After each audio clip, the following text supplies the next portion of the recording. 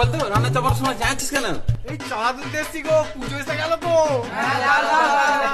বলে ফেললো এবছর কত করে চাঁদা পড়েছে? 400 অনলি 400। কত? আগের বছরই তো 200 করে দিলুম রে, আর এই বছর 200 বাড়িয়ে দিলি।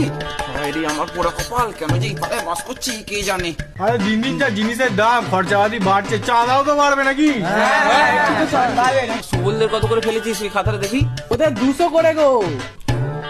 ও বাবা, ওদের 200 করে আর আমাদের 400 করে। বলি আমার শ্বশুরের কি 14 বিঘে জমিদারি আছে নাকি? ও তো এত করে টাকা দিচ্ছে, তাতে ওদের পুজো হয় না। যে পুজোই করে কে জানে। আরে ওসব পুজোয় অনেক খরচা, তুমি আর কি জানো? হ্যাঁ, তোদের কিসে খরচ হয় সেটা কি আর জানিনি নাকি? বড় বড় দুটো বক্স এনে কানের কাছে বেজে যাবে ঢিপ ঢিপ করে। না আছে একটা কোন অনুষ্ঠান, না আছে কিছু। আর দশমীর দিন সব ছেলেগুলো মদ গিলে পড়ে থাকবে। মদের টাকায় তো তুলতে এসছো। ওটা না রাখলে হয় নাকি?